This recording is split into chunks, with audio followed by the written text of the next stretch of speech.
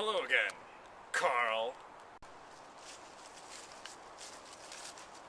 We meet again, Ivan. I challenge you to a game of tetherball. I'm up for it. Hey look! It's a really janky tetherball pole!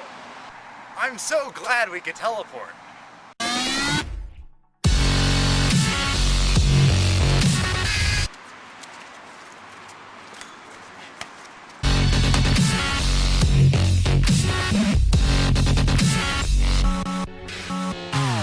Tether!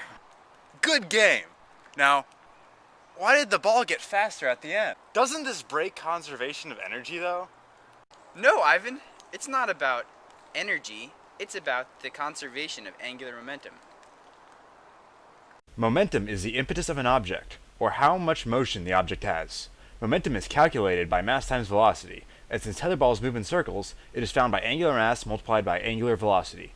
Angular velocity is the radians per second that the object travels. Angular mass is found by the summation of mass times its radius squared, and because all the mass is in one spot in a tetherball, we don't need a summation, giving us angular momentum is mass times radius squared times angular velocity. To show conservation of angular momentum, we'll hit the ball and measure the radius every time it makes a rotation around the pole. Momentum is always conserved when there is no torque on the moving object. Due to gravity, the rope will not be horizontal. So, we will use the radius as the distance between the ball and the pole. Normally you would have to calculate the angular mass of the rope, but because it's so light, we can just ignore it.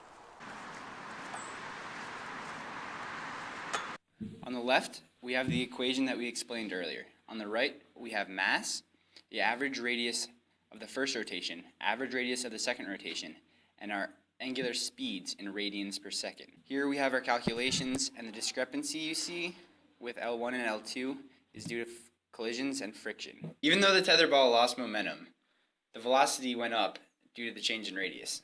Wow, Carl, I really learned a lot when you hit the ball with a baseball bat. I bet the mathematics helped too. It did. Up for another game?